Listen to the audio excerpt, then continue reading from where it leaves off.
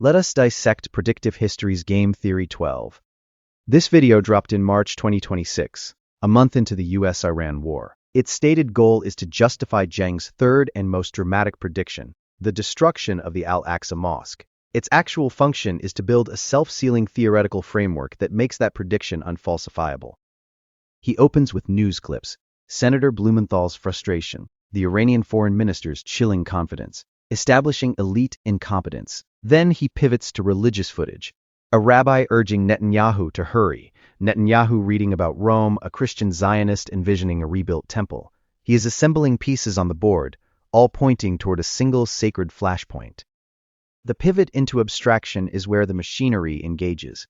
He introduces his Law of Eschatological Convergence. Impressive terminology. The reduction is less so. Eschatology becomes a society's operating system, a script. The core argument: to predict religious political actors, ignore their moderates, and study their most extreme fringe, because that fringe has a totalizing narrative granting it disproportionate energy and coordination. As a lens for analyzing ideological movements, this has some merit. As a complete theory of history, it's doing a lot of heavy lifting on one leg. He illustrates with a riveting anecdote: the 1939 rescue of a Lubavitcher rabbi from Warsaw by a network spanning American Jews, U.S. officials, and sympathetic Nazis. Meticulously recounted. The implied logic: if believers could orchestrate that in 1939, imagine what they'd do in a modern war when the ultimate script, rebuilding the temple, is on the line. Then, the convergence itself. 3 eschatologies. Zoroastrianism. Iran's perceived duty to martyr itself for truth. Jewish accelerationism, the fringe desire to force the Messiah's hand. Christian Zionism, the belief that rebuilding the temple fulfills prophecy. Their overlapping imperative: destroy the Dome of the Rock and build the third temple. Therefore, the actors carrying these scripts will work, consciously or not, to make it happen. Internally consistent?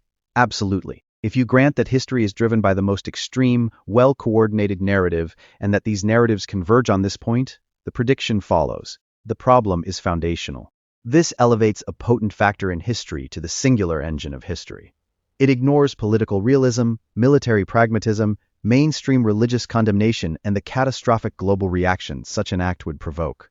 It assumes a level of coordination among disparate groups that frankly edges into conspiracy thinking.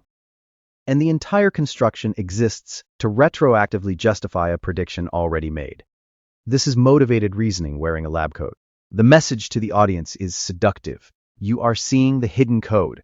The elites in Washington are clueless, but we can see the endgame. It's also how every conspiratorial framework recruits believers. So what did this video actually accomplish?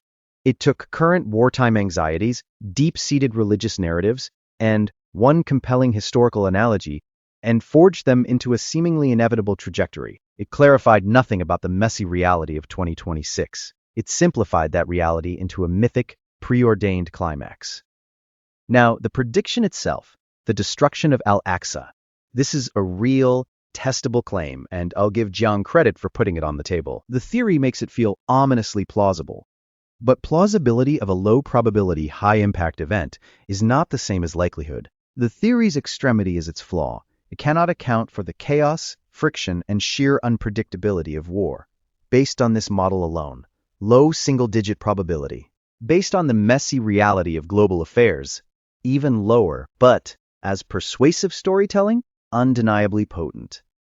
Okay, count. 42. He is, as ever, assuring you that he is leading you to an incontrovertible truth. Whether he is or not remains an entirely different question.